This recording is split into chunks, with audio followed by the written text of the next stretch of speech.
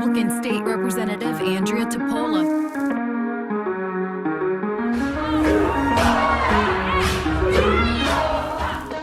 The Honolulu City Council race, Andria Tupola. She's going to win outright. Hey, what's up, everyone? This is podcast number 2 coming at you. My name is Andria Tupola, and I am a mother. I am a music teacher. I ran for office in 2014, and I was a legislator for 4 years. I even ran for governor in 2018. And this year, in 2020, I was elected to the city council, and I will be sworn in January 2021. So this podcast, which is Service is a Lifestyle, Leadership is Not Part-Time, I talk about leadership. I just talk about the things that are important to the people of Hawaii. Who am I, and why do I have these thoughts? Where did these thoughts come from? Where did my idea to run for office come from? And how was that for me? And why am I even doing it? Why not just be a music teacher? So in the first episode, I shared a little bit about my background, and there are a few parts of the story that I left out, and I'm just going to hit on some of them, which was, why did I run for governor in 2018? Well, I decided to run for governor in 2018 for a lot of different reasons. One being that as one of the minority members of the Hawaii State Legislature, I knew that we needed more caucus members. The word caucus is just a fancy word for the people who are of the same party affiliation as you. So I get elected into the state house in 2014.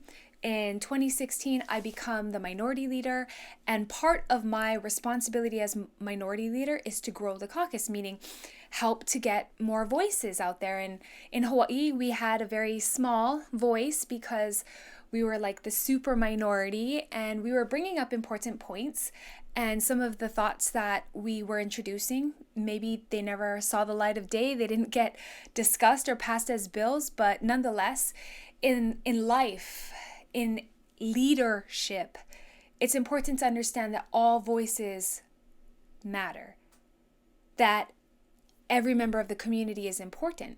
So as you hear these voices, and as you hear dissonant voices, or you hear voices that agree with you, all of them play a part in the musical landscape and in the political landscape. So as a music teacher, I heard voices and I put them in different sections like sopranos and altos and tenors and basses. But as a community leader, I listen to voices and then I figure out where the voices go.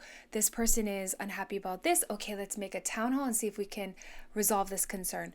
This voice really wants to help with education. Where do we put that person? Oh, let's make sure that they get to be a part of the PTA, or that they join in on our back to school bash.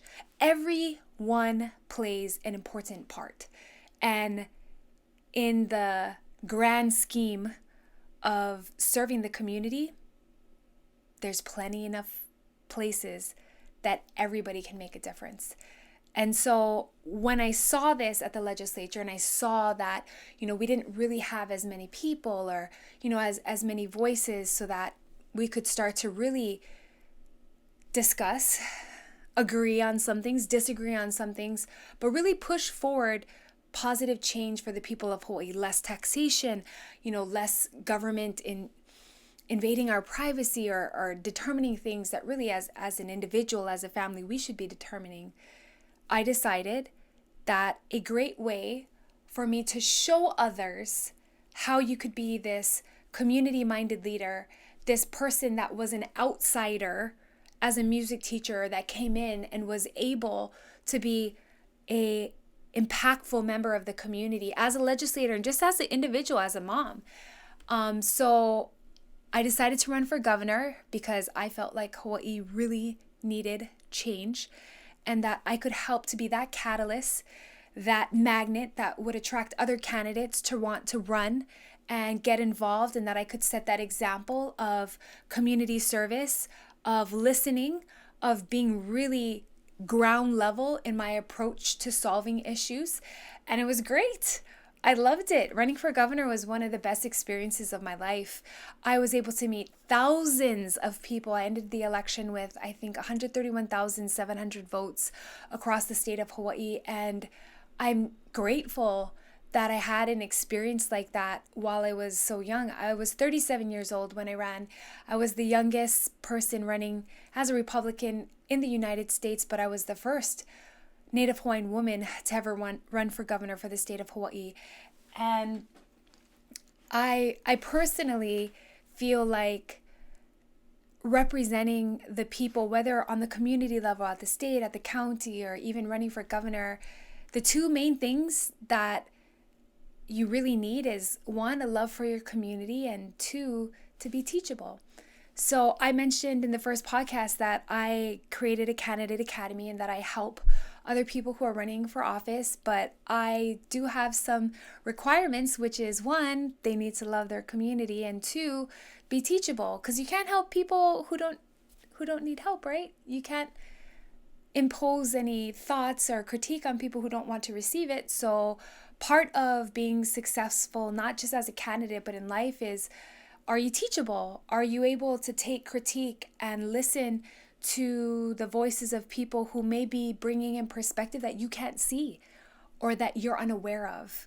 And that teachableness is really what I believe attracts not just the right candidates, but it attracts a group of leaders that need to be elected in Hawaii, because if things were going so great, then we wouldn't have the highest cost of living.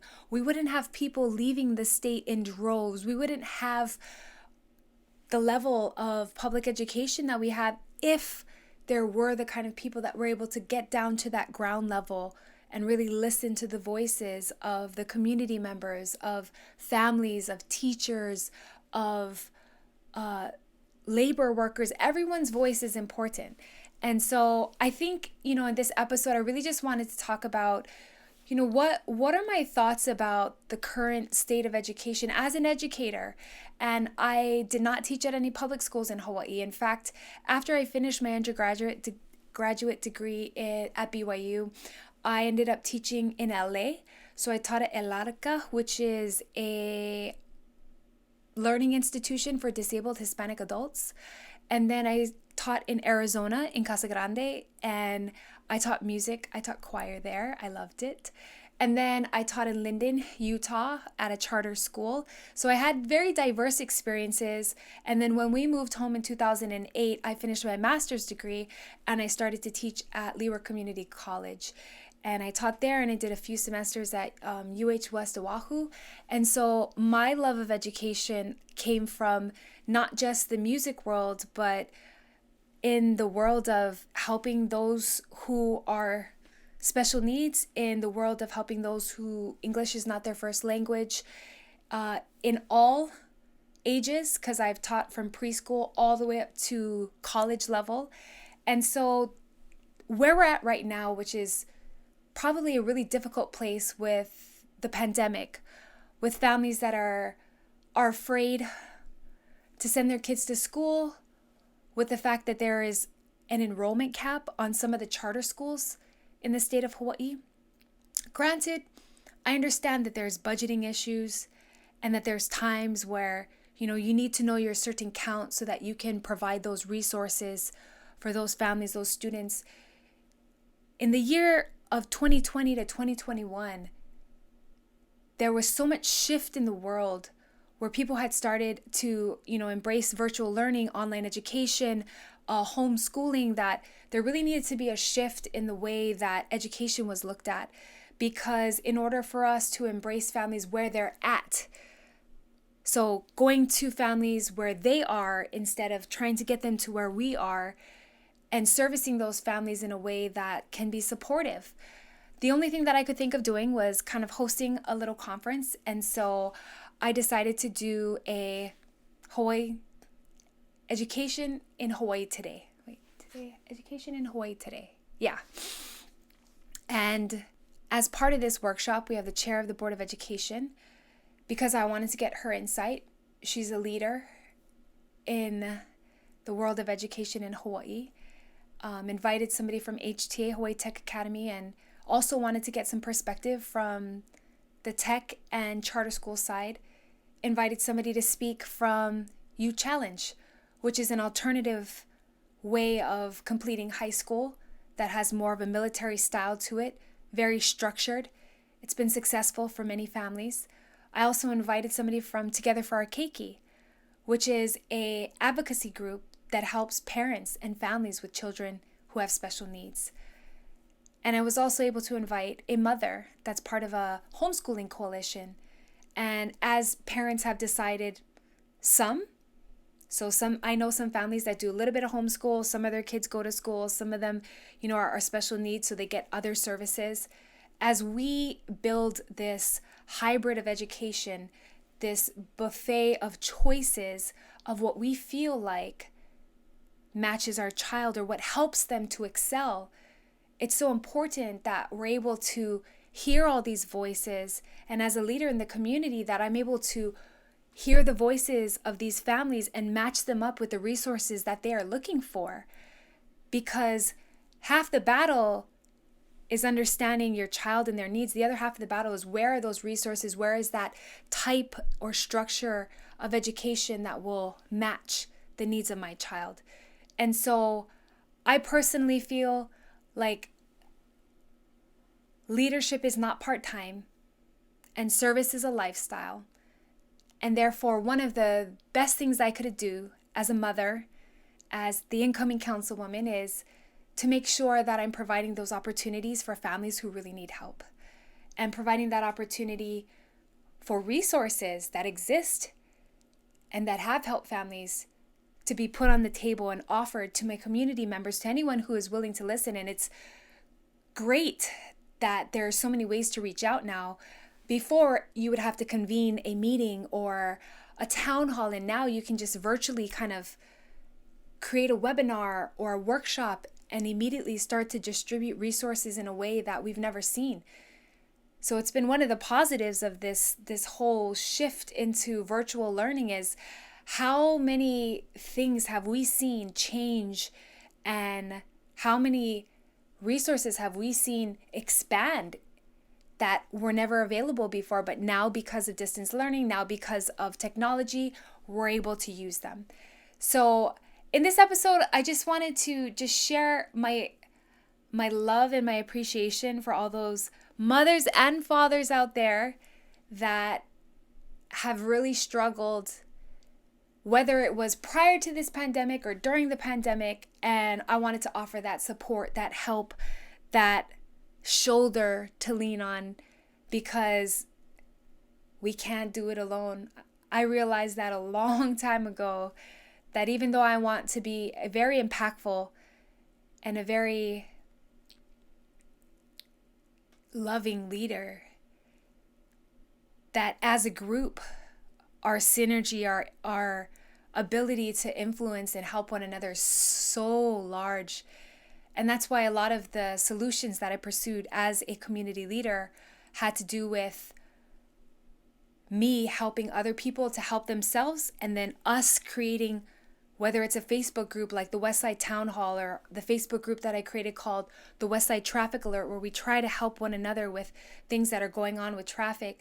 The idea is that help that we can provide for one another not only makes us stronger, but it helps us to feel more connected. And it helps us to take ownership over this place we call home, and this wonderful state of Hawaii that we live in and that we want to raise our kids in, so that they can grow up and become responsible community members. I just love everything about possibilities and the opportunities that are ahead of us. That even though there's been a lot of trials, a lot of struggle this year, that it's also opened up new doors and new grooves and new paths to think in. And I'm hoping that you'll be a part of those new paths and those new grooves with me, because it's exciting, and because I think future generations of people from Hawaii are counting on us to do that. Have a great day. Aloha.